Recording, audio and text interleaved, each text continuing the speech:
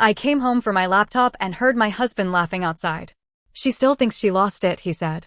Then he told his sister to keep hiding my grandmother's tea set until I stopped crying. So I picked up my laptop and left. I did not give him time to explain, deny, or turn the moment back on me. I walked out quietly because, by then, I already understood the most terrifying part. My grandmother's tea set had not disappeared. I had not misplaced it. I had not donated it by accident. My husband had taken it, handed it to his sister, and watched me question my own mind for weeks. 3 weeks earlier, I came home with 2 grocery bags hooked over my wrist and a headache behind my eyes. It had been one of those days where every little sound felt too loud. Then I passed the dining room. At first, my brain did not understand what was wrong. The hutch was still there against the wall. Solid wood. Glass doors. The same hutch I had begged Mark to help me move into the house after we bought it. The same hutch I looked at every morning while making coffee. But the center shelf was empty. I stopped so fast that one grocery bag slipped from my hand. Something glass cracked on the floor, but I barely heard it. I walked closer. The tea set was gone. The teapot. The 6 cups. The matching saucers. The sugar bowl with the tiny gold handle. Every piece of it had vanished from the exact shelf where it had sat since we moved in. My stomach dropped. I opened the hutch doors and touched the bare wood, as if my fingers could find what my eyes could not. Mark. I called. No answer. Mark. He came down the stairs a few seconds later, looking startled. What happened?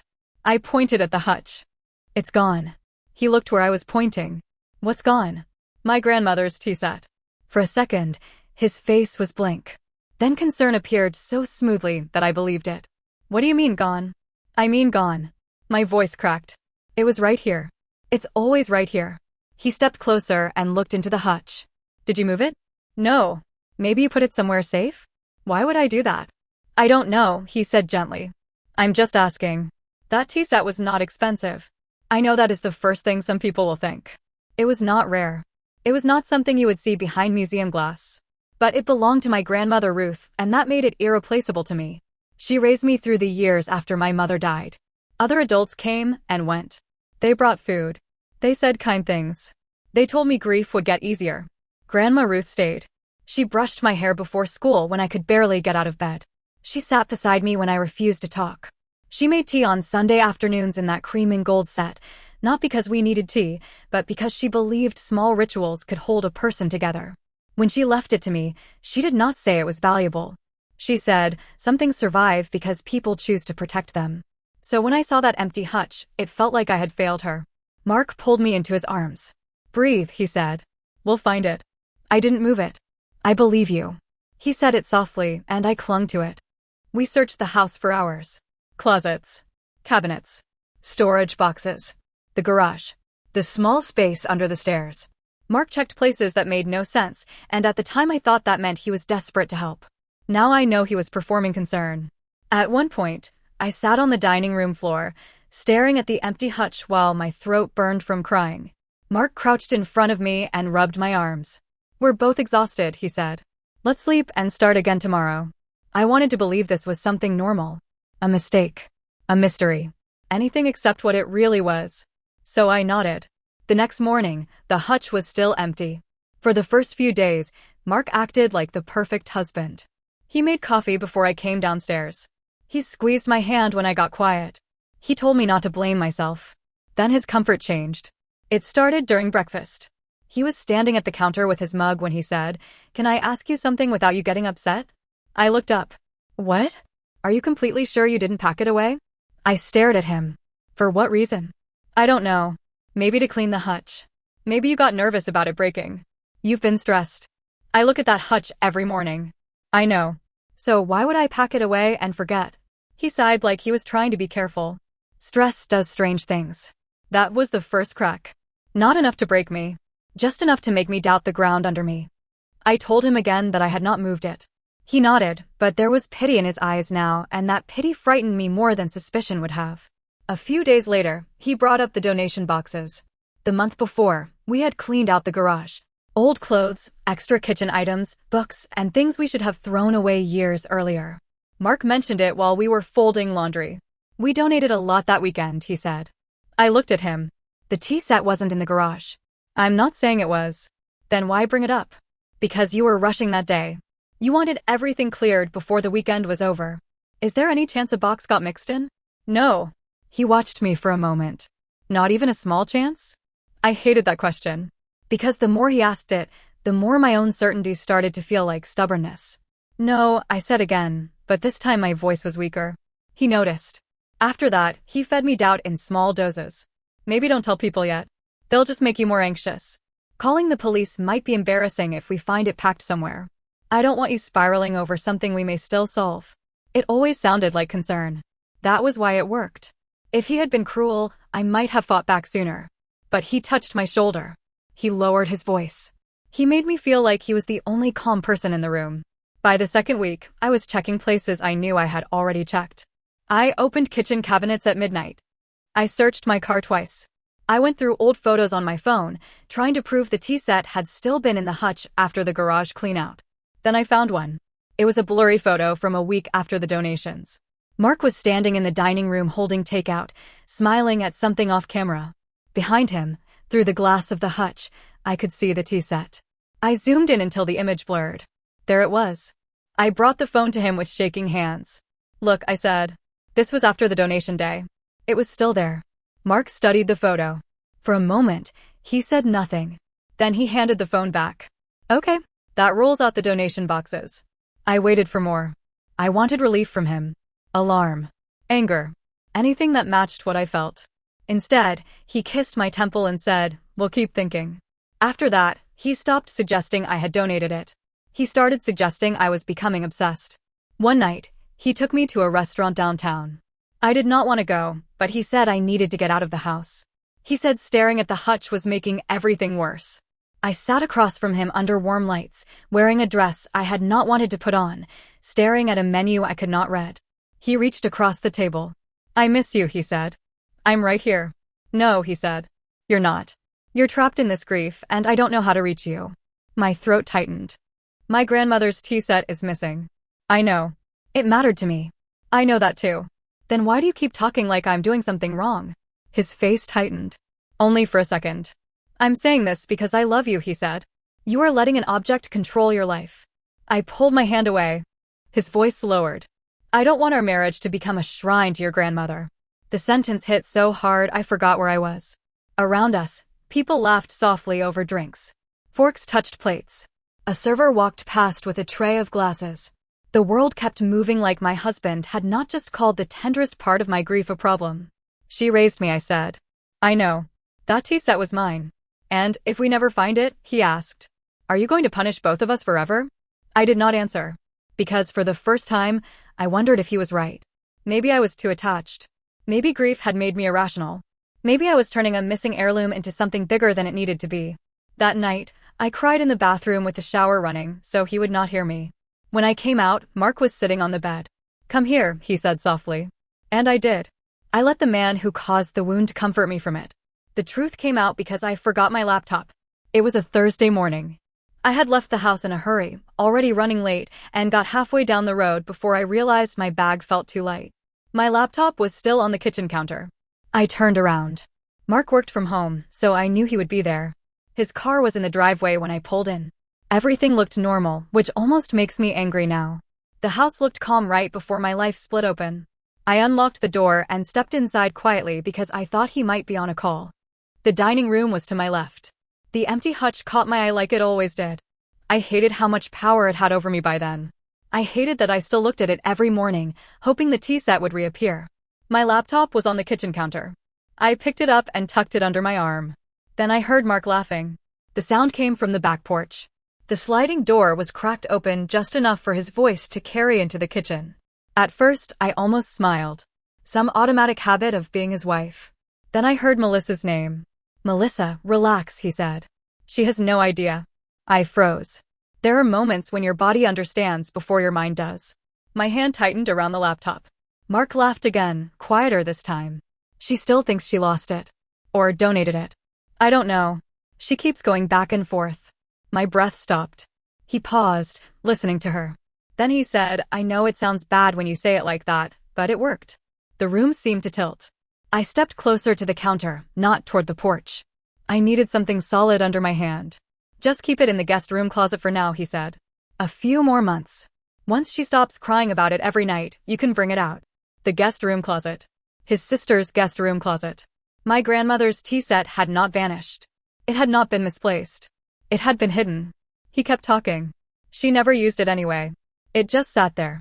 And your dining room actually matches that vintage look. In our house it was like some shrine to her grandmother. Something inside me went still. Not calm. Still. Then he said the sentence that ended my marriage before any lawyer was involved. Don't worry. I've got it handled. She believes me. She believes me. Like my trust was a trick he had successfully pulled off. I thought about the night I found the hutch empty. Mark running down the stairs. Mark holding me. Mark helping me search closets. Mark watching me sit on the floor, shaking. He had known the entire time. He had heard me whisper, "What is wrong with me?" in the dark. He had let me believe the answer might be my own mind. I could have walked onto the porch. I could have watched his face change. I could have demanded the truth. But I knew what would happen. He would say I misunderstood. He would say he meant to tell me. He would say Melissa was only borrowing it. He would say he lied because I was too emotional. Then my reaction would become the real problem. So I picked up my laptop properly, turned around, and left. I closed the front door gently behind me. In the car, I locked the doors and sat with both hands on the steering wheel. My heart was pounding so hard I felt it in my throat. My phone buzzed. A text from Mark. Forgot something? I stared at it for a few seconds. Then I typed back. Yes. Got it. No anger. No accusation. No clue that I knew. Then I drove to Melissa's house. I was never good at lying.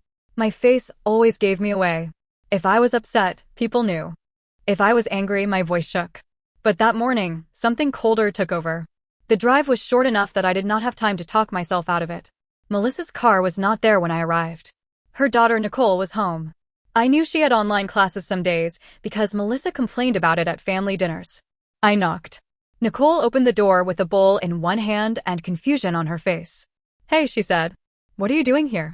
I forced my voice to stay steady. Hey, sweetheart. I need to pick up something of mine that ended up here. Your uncle said it was in the guest room closet. She blinked. The bag upstairs? My chest tightened. So she had seen it. Yeah, I said. That one. Nicole stepped aside. Okay. I think it's behind the blankets. Thank you. I'll be quick. I walked inside a house I had visited many times for birthdays, dinners, and holidays. It smelled like vanilla candles and laundry detergent. It looked the same as always, but I felt like a stranger moving through it. The guest room was neat. White comforter. Decorative pillows. A fake plant on the dresser. I opened the closet and moved a folded blanket. Behind it was a plastic grocery bag, tied loosely at the top. For a second, I just stared. They had taken the one thing I had guarded for years and stuffed it into a grocery bag. I knelt and opened it. There it was. The cream porcelain. The gold vines. The teapot with the tiny chip near the handle. The cups my grandmother used to set out on Sundays. Relief hit first. Then I saw the damage. 2 saucers were chipped. One cup had a thin crack near the rim. The pieces had been stacked with no cloth, no paper, no care. I touched the cracked cup with one finger. Grandma Ruth's voice came back to me. Some things survive because people choose to protect them. Mark had chosen not to. Melissa had chosen not to. And together, they had let me believe the damage was inside me. I wrapped the pieces in pillowcases from the guest room. I did it carefully, one cup at a time, one saucer at a time. Nicole appeared in the doorway while I was placing the last piece into the bag. Is everything okay? She asked. I looked at her. She was not part of this. She had opened the door because she knew me as family. I refused to make her carry what the adults had done. Yeah, I said softly. I found what I needed. She glanced at the bag. My mom knew it was yours? The question landed hard. I stood up slowly. She should have. Nicole did not answer. I carried the bag downstairs, thanked her, and left. The moment I got into my car, I set the bag on the passenger seat and unwrapped one cup just enough to see it. It was real. It had weight. It had not been imagined. That was when I finally cried. Not loudly. Not the kind of crying that empties a room. Just silent tears while I sat outside the house of a woman who had smiled at me for years and hidden my grandmother in her closet. I did not go home. I drove to a small inn near town, checked into a plain room, and carried the tea set inside like it was something injured. The room had beige walls, thin towels, and a humming air conditioner. I set the pieces on the bed and inspected them under the lamp. I took photos of every chip and crack because I knew Mark would deny whatever he could. Then I looked at my wedding ring. It was still on my finger. I removed it slowly and placed it beside the lamp. For 4 years, that ring had meant partnership to me. That day, it looked like evidence. I took one photo of the tea set arranged on the bed and sent it to Mark. Below it, I typed, "Do not call me. I am filing for divorce." For maybe 30 seconds, nothing happened. Then my phone lit up. Mark calling. I watched his name appear until it disappeared. Then again. Then again. A text followed. "Where are you?" Another. "What did you do?" Another. "Ashley, answer the phone." I blocked him. Then Melissa called. Then Carol. Then Mark again from a number I did not recognize. I turned the phone face down and sat on the edge of the bed. For the first time in 3 weeks, I knew I was not crazy. That should have felt like relief. Instead, it felt like standing in the wreckage after a storm and realizing the storm had a name. I answered Mark once that evening because the calls would not stop, and a part of me needed to hear what he would say when the lie was no longer useful. The second I answered, he was already angry. "Are you serious right now?" I held the phone away from my ear. "You went into my sister's house," he demanded. "Do you understand how insane that is?" I looked at the cracked cup wrapped in a towel beside my laptop. "You took my grandmother's tea set," I said. A sharp silence followed. Then he said, "That is not what happened." Even caught, he still reached for a different version. "What happened then?"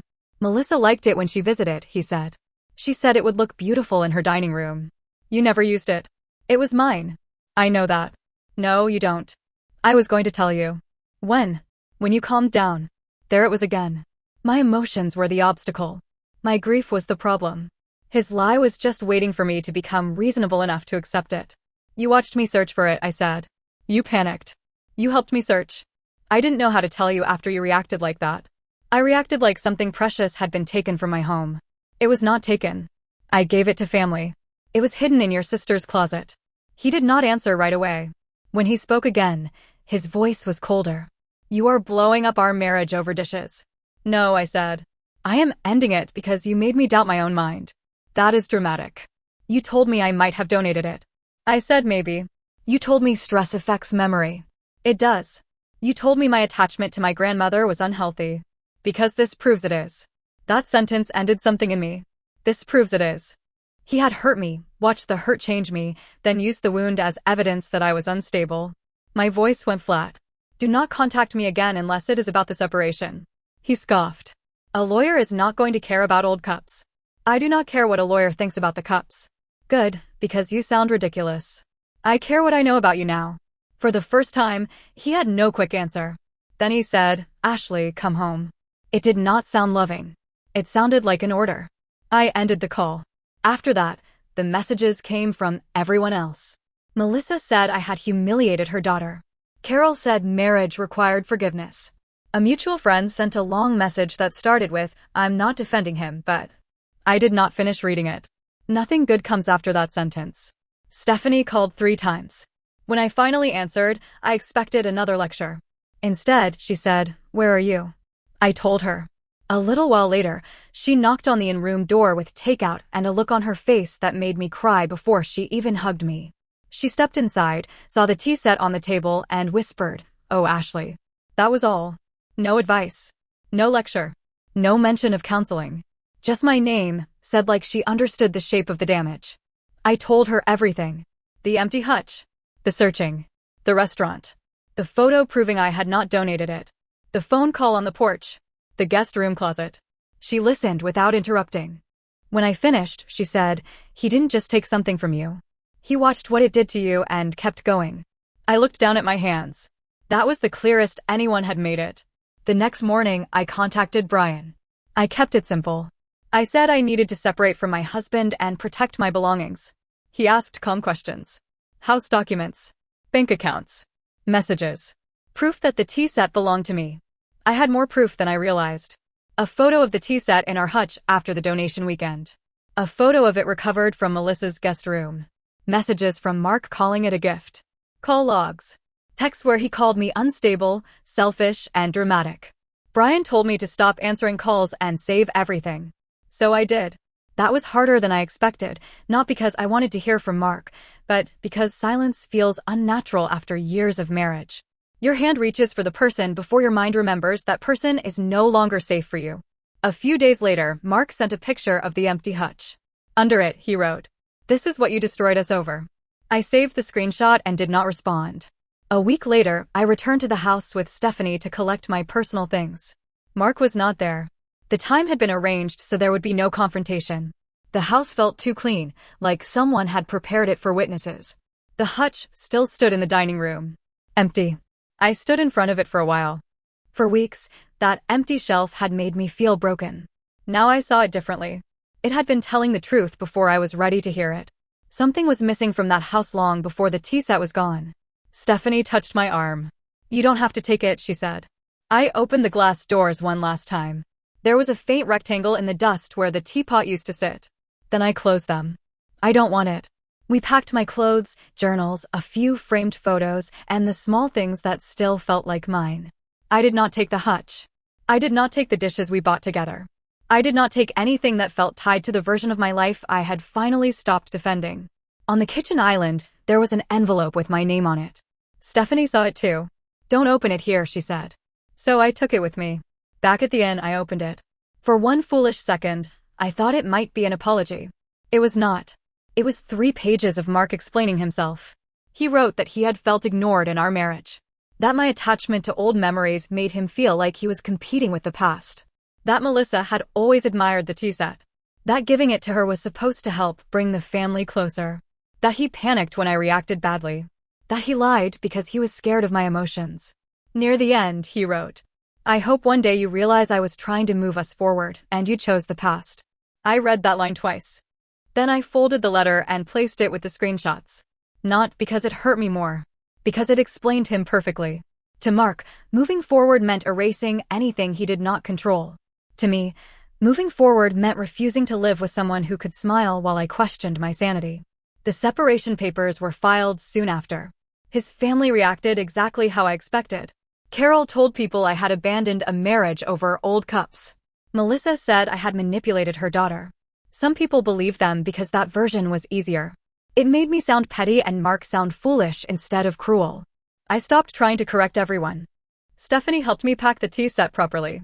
She bought soft paper, a storage box, and little dividers. We wrapped each piece slowly at her kitchen table. When she picked up the cracked cup, she frowned. "I'm sorry," she said. I touched the rim. "I know. Can it be fixed?" "Maybe. But I no longer needed it to look perfect." That surprised me. For years, I thought the tea set mattered because it had survived untouched. Now I understood it differently. The crack did not erase my grandmother. The chip saucers did not erase those Sundays at her table. Something precious had been mishandled. It had still survived. A month later, I moved into a small apartment. Nothing impressive. The bedroom window faced another building, and one kitchen cabinet stuck if I pulled it too fast. But the first night I slept there, I slept until morning.